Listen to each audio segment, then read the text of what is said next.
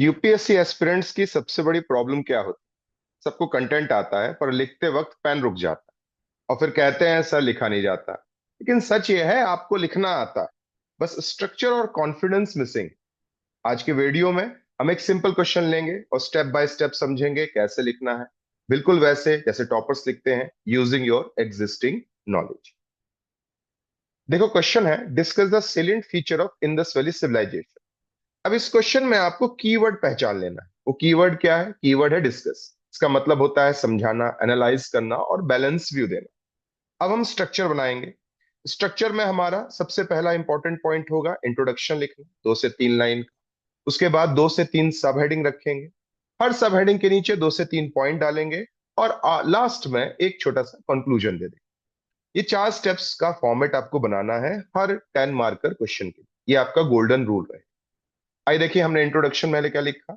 हमने इंट्रोडक्शन में लिखा the Indus valley civilisation from 2600 to 1900 BC was one of the earliest urban civilization known for its planned cities, trade network and cultural uniformity। देखिए simple है, clear है। 2 से 3 line में पूरा कंटेक्स्ट मिल गया। अब हम जब बॉडी में जाएंगे तो मैंने कहा था आपसे, यहाँ से 2 से 3 पॉइंट हम उठाएंगे जो सबसे हाईएस्ट प्रायोरिटी के हैं, जो सबसे यूनिक फीचर है हमारे इंडस वैली सिविलाइजेशन। पहला हो गया अर्बन प्लानिंग एंड आर्किटेक्चर, जिसके लिए हमेशा इंडस वैली सिविलाइजेशन को यूनिकली जाना जाता है, जैसे कि ग्रिड पैटर्न हो गए, ब्रिक हाउसेस हो गए, ड्रेनेज सिस्टम हो गया, सिटाडेल और लोअर टाउन स्ट्रक्चर, साथ में जो स्टैंडर्डाइज एक साइज के ब्रिक्स यूज किए गए। ठीक। दूसरा हो गया हमारा इकोनॉमिक प्लानिंग। ठीक है ना। इकोनॉमिक प्लानिंग के साथ साथ आप क्या देखेंगे यहाँ पर? इकोनॉमिक प्लानिंग में एग्रीकल्चर था, ट्रेड विद मेसोपोटामिया था, स्टैंडर्ड वेट्स एंड मेजर्स थे, साथ में स्किल्ड क्राफ्ट्स एंड मेटलर्जी थी। ठीक है। फिर इसके बाद जो हमारा तीसरा पॉइंट हो जाएगा वो हो जाएगा सोशल एंड कल्चरल फीचर्स, जिसमें भाई हम रिलीजन के बारे में थोड़ा बहुत बता देंगे, मदर गॉडेस, प्रोटो शिवा की वर्शिप करना, और जो अनडिसाइफर्ड उनकी स्क्रिप्ट है, उनकी सील्स हैं, इनके बारे में अभी भी हम काफी कुछ नहीं जानते हैं, वो हमने बता दिया। प्लस कल्चरल यूनिटी बता दी सारे रीजन्स में, जितने भी रीजन्स। ठीक है। देखिए अब हर हेडिंग के नीचे हमने 2 से 3 पॉइंट्स रखे हैं, छोटे शॉर्ट क्रिप्स, एग्जामिनर फ्रेंडली। साथ में देखो बहुत फ्लूवियल, एकदम बहुत फ्लोरल टाइप की अंग्रेजी नहीं लिखी है, टू द पॉइंट लिखा है, सिंपल शॉर्ट सेंटेंसेस। साथ ही साथ जो भी कीवर्ड्स है ना, उनको अंडरलाइन जरूर किया है। अंडरलाइन क्यों किया है? क्योंकि वो पॉप आउट होते हैं, है ना। तो तुरंत कोई भी रीड करने वाला होगा उसको दिख जाएगा भाई ये सबसे इंपॉर्टेंट पॉइंट है, और जो बच्चा है वो इस इंपॉर्टेंट पॉइंट को बताना भी चाहिए। ठीक है। जैसे इंपॉर्टेंट पॉइंट कौन से हो गए? जैसे ड्रेनेज हो गया, ट्रेड हो गया, मेटलर्जी हो गया। देखिए ये छोटी छोटी चीजें हैं, लेकिन ये आंसर को ना सिर्फ रीडेबल बनाती हैं बल्कि आपके मार्क्स भी बढ़ाती हैं। लास्ट में आप देखिए हमने एक छोटा सा कंक्लूजन भी दिया हुआ है। कंक्लूजन में हमने क्या लिख दिया है भाई? कि Indus valley civilisation reflects the foundation of Indian urbanism and cultural sophistication shaping later historical developments, है ना। देखिए कंक्लूजन बहुत इंपॉर्टेंट है। बहुत सारे बच्चे कंक्लूजन नहीं लिखते, लेकिन समझिएगा कंक्लूजन एग्जामिनर के दिमाग में रह जाए। ये लास्ट बात है जो आपके आंसर में पढ़ेगा।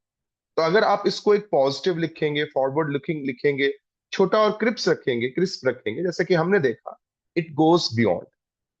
सो अब देखो, आप ये आंसर देख रहे हैं, इस आंसर को देख के आपको क्या लगा होगा? सर ये सब तो हमको आता ही। यही मेरा भी पॉइंट है। आपको सब आता है, लेकिन एक लिखने की आदत है ना, और स्ट्रक्चर बनाना, ये अभी आपकी कमी। और होता क्या है, बच्चों के अंदर फोबिया रहता है, यार हम आंसर नहीं लिख पाएंगे, हमारा आंसर अच्छा नहीं बनता है, हमसे स्ट्रक्चरिंग नहीं आती है। ये प्रॉब्लम इसीलिए है क्योंकि आप लिखना शुरू नहीं कर रहे। देखिए यूपीएससी के आंसर रट्टे से नहीं होते, रिकलेक्शन से लिखे जाते हैं। जो आपने पढ़ा है आपको वही लिखना है, अपने वर्ड्स में लिखना है, अपने लॉजिक के साथ लिखना है। लेकिन जब तक आप लिखेंगे नहीं तब तक आप ये कभी नहीं कर। So start small. रोज एक क्वेश्चन लिखो। परफेक्ट आंसर का वेट मत करिए, है ना, प्रैक्टिस से ही आप परफेक्ट होंगे। तो जब अगला पीवाईक्यू आप देखें, है ना, डरना नहीं है। आप सोचिए मैं इस क्वेश्चन का स्ट्रक्चर कैसे बना सकता हूं, और लिखना स्टार्ट कर दो बिना रुके। Because every line you write brings you one step closer to the list.